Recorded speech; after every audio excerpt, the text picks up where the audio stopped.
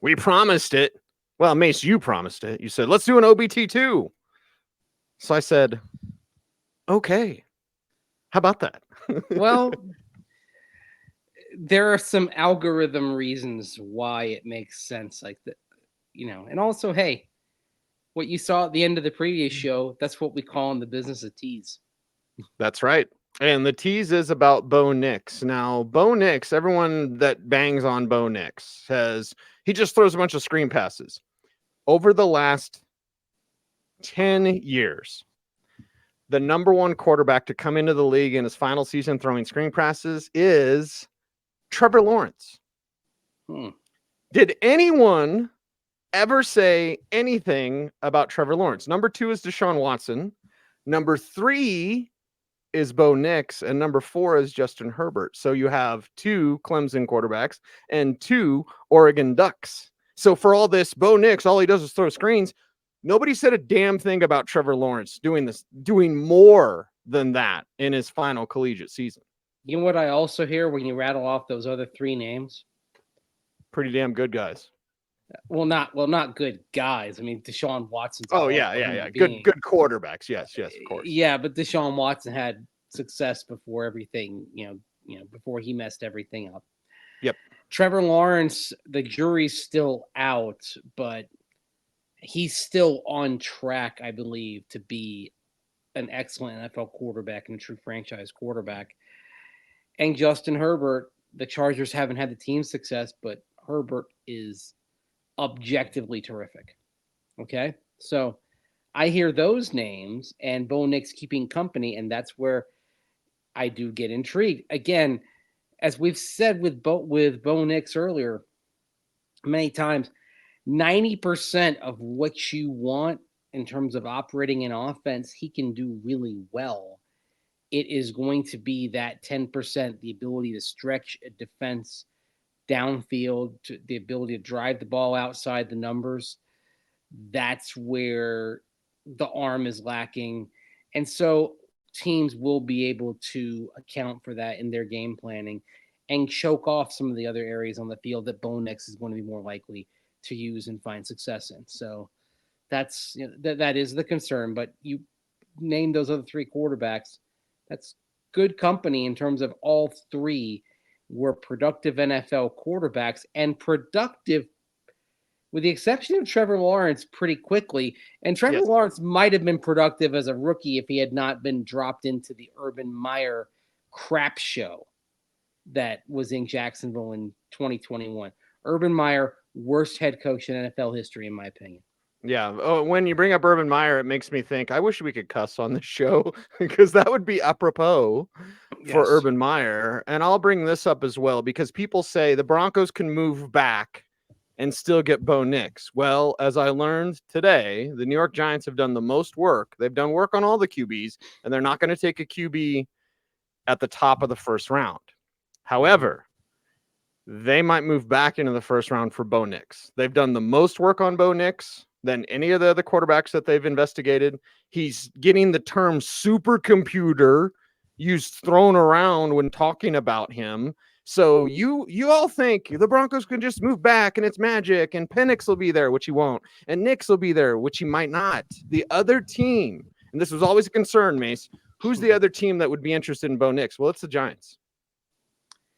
What's interesting about that is Bo Nix is a completely different kind of quarterback from Josh Allen, with whom Brian Daboll worked in Buffalo before taking the Giants job.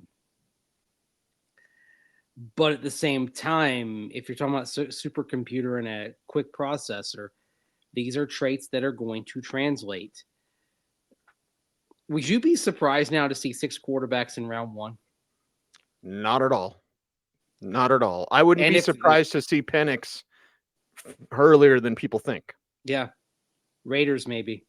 Yep. If there are 6 quarterbacks in round 1 and the Broncos don't get one of them, what is the feeling Friday morning in Broncos country? Panic. If that happens. Absolute panic. Yeah. Oh, don't say it. 6 in round 1 and no for Denver? I mean, Are there going to be people like walking up to Sanctuary Health Training Center with signs like in draft day when there were, they Seattle traded out the number 1 pick to get Bo Callahan, and people were there with signs. I mean, are there going to be people across the street yelling, "You don't know what you're doing! You don't know what you're doing!" Like, what's going to go on? My goodness, probably Right. not, because there might literally be 2 playoff games in Denver, or with Denver teams on draft night, so that'll take a little bit of the sting off and a little bit of the attention diverted. But yeah, wow, seems like that Bo would Nix be is fine. something. That would be something to wake up on Friday morning and all 6 of the quarterbacks we were talking about are off the board, and the Broncos ended up with an edge rusher or a tackle or a corner. I mean, my mentions would be just destroyed. Yeah. Yeah. And take your edge. Let's say Latu, right? Just name an edge. We want Fisk. Who do you want? Verse. Fisk won't be your first round, but Verse will. And then give me Michael Pratt. Okay. Or would you rather have Bo Nix and then Mo Kamara in the 4th? I'd rather have Bo Nix and Mo Kamara. Right. Bo Nix is liked a lot more. I don't know what it is about the public that doesn't like Bo Nix. Like, he can play, and he can play with Sean Payton. That's the thing. He doesn't fit everywhere, but he damn sure fits here. And those numbers with Trevor Lawrence being the most, like, I loved Trevor Lawrence coming out of Clemson. I never knocked him for throwing a bunch of screens, which he obviously did. Yeah. But it seems to have stuck to Bo Nix. He's just a screen pass guy critique. Why is the Auburn stuff sticking too? Okay. Yeah, like you hear that a lot. Like, it's hard to get past the Auburn film. Okay. Imagine if we judged Joe Burrow on being a relative washout at Ohio State before he went to LSU. If the Bengals had been skittish about Burrow in the draft process because of that, they wouldn't have someone who is on track to be the best quarterback in that franchise's history. Yeah, it's odd. It's odd. And also, the other thing is you need to focus on the trajectory of the quarterback and where they started and where they went, right? Like, the progress that the quarterback made. I mean, you can say that is a fair critique of Drake May, because his 2023 season wasn't quite as dynamic as his 2022 campaign. But so was Caleb. Yeah. Same thing for Caleb. And it hasn't hurt Caleb at all. No, not whatsoever. So, I don't know why people just pick that one with Bo Nix. Like, he's the guy that we're going to pick on. Like, no, let's talk honestly. And let's look at this complete picture. And remember the worst thing said about CJ Stroud? Do you remember the worst thing said? What Ohio State quarterback has ever been? Please. Don't helmet scout. Please. I mean, what if you'd said that regarding Patrick Mahomes in 2017? Who's the best Texas Tech quarterback? Billy Joe Tolliver? BJ Simmons? Yeah. Graham Harrell? In the NFL? Yeah. Cliff Kingsbury? Yeah, don't helmet scout. No, they had a collection of them. So find your guy and get your guy. Is Drake May the one to fall, Mace? I can chop this up with you. We're the 2 people that can do this. So let's talk about this, because if New England doesn't take him, and again, as I said on Orange and Blue today, New England is not bluffing about Drake May. And I think that's to get Minnesota to move, but still, okay, if Minnesota doesn't get him and they get McCarthy, where does May fall? Because I've always said he's 3, but I don't know if that's New England. I think May is the 3rd pick, but I don't know. And if there's a tumble Would he tumble past 12? I would answer no.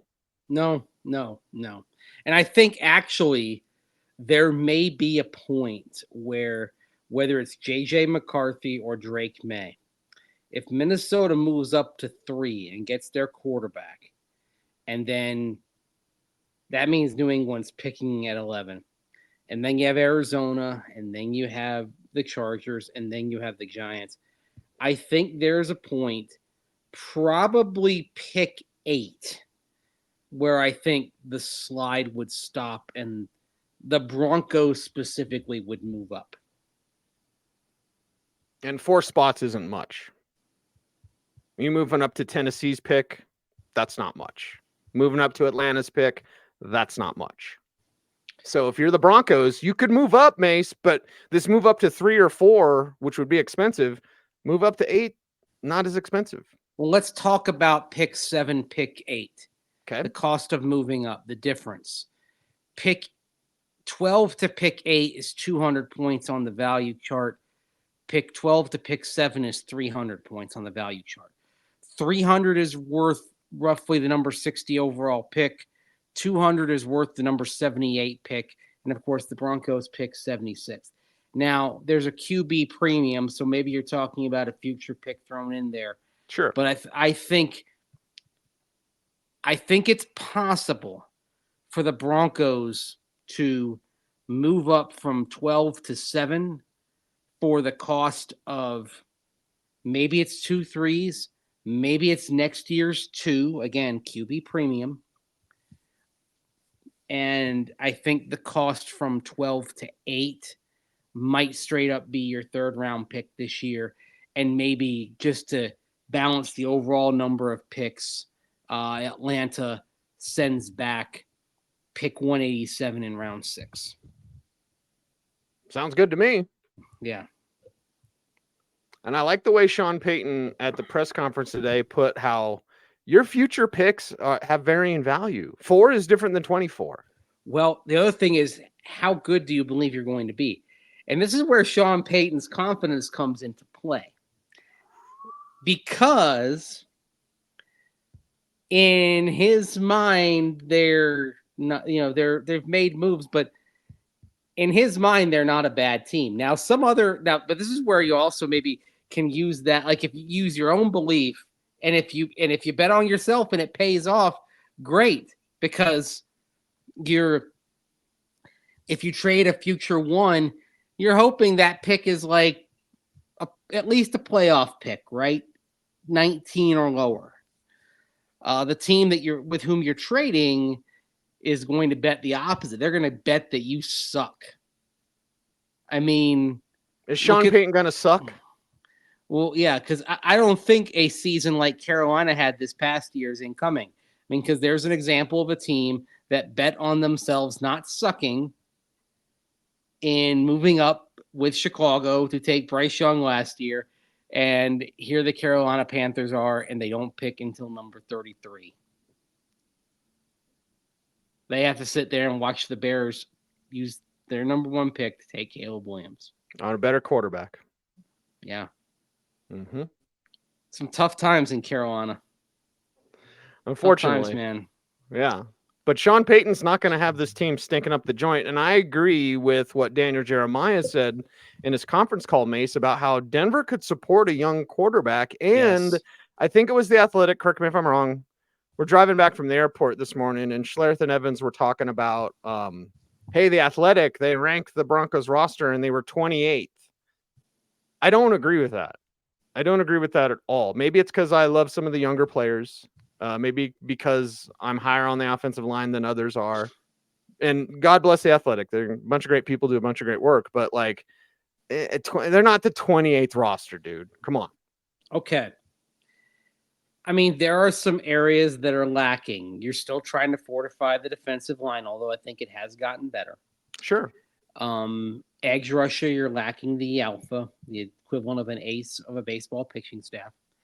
Safety, there are justifiably a lot of questions. Tight end, there are questions. But what is the most important thing you need for a young quarterback? You need to protect the young quarterback. You need the offensive line. that is the single biggest element to giving a rookie QB a fair shot, and the Broncos have successfully done that. They have repaired the offensive line. Yes, you have a question at center right now with Lloyd Cushenberry moving on, but you got better. You saw in week 18 what happened when you took Mike McGlinchey out of that lineup. It can get worse. Yes, it was bad. Okay. McGlinchey, to his credit, appears to have stopped the revolving door at right tackle that had been going on since the Broncos moved Orlando Franklin off right tackle back in 2014. Mm-hmm. The original sin of this whole thing. So that's what I look at now, but I can see how they got 28th best roster because, tight end is a mess. Safety has a lot of questions. Inside linebacker, I think he got better in coverage by bringing Cody Barton, but you may have dropped against the run by bringing him in. But at the same time, what were you clinging to anyway? You weren't stopping the run anyhow. Right. Second corner questions. And and you need I feel you need a running back. We've talked about running back on the show. So, and the other thing is also, yes, today as we sit here, the Broncos are 32 out of 32 at quarterback. Full stop. Might be lower than that. If you're ranking the NFL quarterbacks, including backups right now, Jarrett Stidham might be behind 16 other backups. Yeah. Okay. It's the way it is right now. So yeah, I can see 28 because there are a lot of question marks here. But I also see that in the most important thing you need to have for a young quarterback, that you're okay, that you're in good shape. 8th in pass block win rate last year. That's fine. That means a young quarterback's going to have a puncture's chance. And that's what you're asking for. Because the whole thing is, if you bring in a young quarterback, he's going to get killed. No, he's not going to get killed. Okay? Nope. You actually have an above average offensive line. He's not going to get killed. Right. He's going to have a shot. So see if Sean Payton can go get his guy, whether that's Bo Nix or JJ McCarthy or whoever. Mm-hmm. Is there a Will Levis in this class? Is there a Geno Smith in this class? A late bloomer? I feel like we're doing $100,000 pyramid. Like, what is fell to the second round, right? What is thought of as a first rounder fell to the second round? Okay, I mean, I guess the normal names are Michael Penix and Bo Nix. Mm-hmm. Are there any surprises? I would love to see 6 quarterbacks. Hasn't happened since '83. I know you can name all 6, Mace.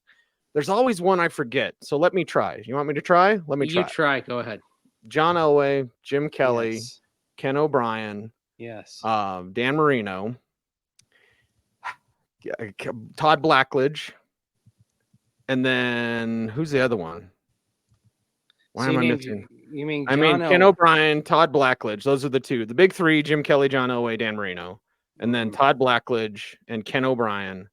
And for the love of God, the 6th one is going to make me mad.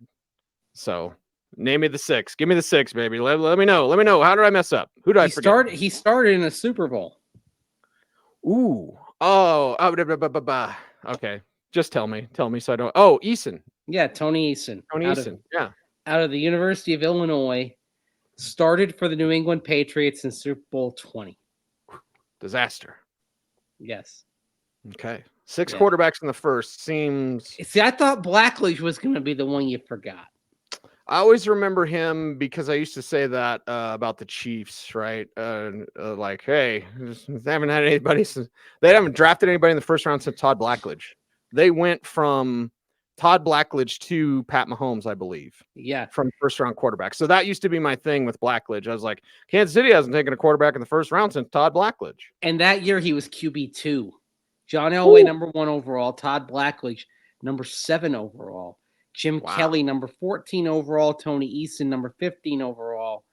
And then with Jets fans clamoring for Dan Marino, Gang Green dialed up Kenny O'Brien out of UC Davis at 24, and then Dan Marino at 27 to Miami. Mm-hmm. Now, here's a question. Pick of all time. I'm cheating on this. I'm going to look it up. Can you tell me who QB7 was in this after draft? the Big Six? Oh boy. Yes. Is he a known name to like dorks like us? Is he, or is it some like out of nowhere, like Spurgeon wins part of the Brady Six, right? So is there somebody like that, or who is number 7 from 83? I'll tell you what. Because if it's a known name, I'll feel a little bit embarrassed. If it's some out of nowhere, I don't know, then I'll just go like, whatever. Whoops. So 1983 was the year. Yeah, because I'm looking it up right now. Okay. 2, 3, 4, 6.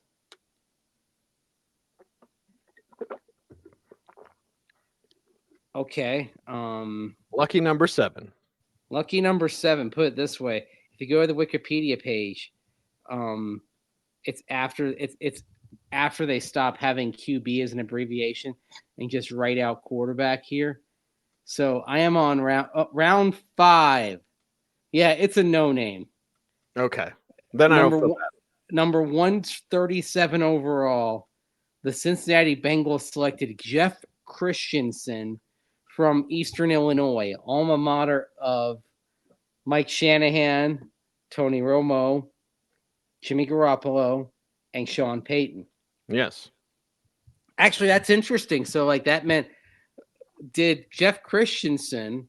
Was he teammates with Shanny? Like that? Shanny was there in the mid 80s, right? He would have he early 80s. When did Shanny get into coaching? Okay, they would have been team. Well, no, he wouldn't have been there with Shanahan, but they would have been teammates during Sean Payton's, I believe, his redshirt freshman season in 1982. Wow. At Eastern Illinois. Jeff Christensen was there. And Christensen actually ended up playing in 83 for the Bengals, 84 and 85 for the Eagles, and then was a replacement quarterback for Cleveland in 87. Kind of like so he was also like Sean Payton was also a replacement quarterback in 87. Okay. The more you know, right? Dun, dun, dun, dun. Yeah. Eastern Illinois has produced 5 NFL quarterbacks, including Sean Payton. By the way, you want to know Sean Payton's stat line as a replacement quarterback? What is it? 8 of 23 for 79 yards, no touchdowns, 1 pick, passer rating 27.3. He was sacked 7 times. Yeah. He had 1 run. He ran the ball. He took off running once and got 28 yards. Go, Sean, go. Yeah, but yeah. Hey, maybe this is why Sean Payton is so bothered by quarterbacks taking sacks, because in his brief time as an NFL replacement team quarterback in 1987, he was sacked once every 4.3 pass plays. 30 pass plays, 7 times sacked. Wow. There we go. I think we figured something out here. Mm-hmm. There you go. Should have told Russ that when he got here. Yeah. There's a visceral reaction because of what he experienced as a quarterback, ever so briefly in the National Football League. Okay, so who's the Jeff Christensen this year? That'd probably be Michael Pratt. Michael Pratt, the 7th quarterback, or Spencer Rattler. It's actually, I think it'll be Rattler. Even though I know how lemon face. I know how you have Rattler evaluated. I think he's going before Michael Pratt. That's a mistake. I'll be pretty chill on most of these quarterbacks that the Bronco could take, but yeah, you're taking Spencer Rattler over Michael Pratt. That's a mistake. So, anyway, for your sake, I hope they don't draft Rattler, because man, there's going to be a lot of clips of you dogging him. Yeah, they will fire Spencer Rattler. Are we done for today? We done for the OBT2? What else? What else you want to know, buddy? Let's talk. Let's chop it up. What's going on? I think we're good. I think good? I got to get writing. Okay. He's Andrew Mason. You follow him on all the socials at Mace Denver. I'm at Cecil Lammey. But how do you help us out on YouTube and our YouTube overlords, Mace? Real simple. Like, comment, share, subscribe, hit that notification bell so that you never miss a vid. That's right. He's Mace. I'm Cease. We are orange and blue today at OBT is a BFD. Thank you very much for watching. As always, stay tuned, and would you please stay frosty,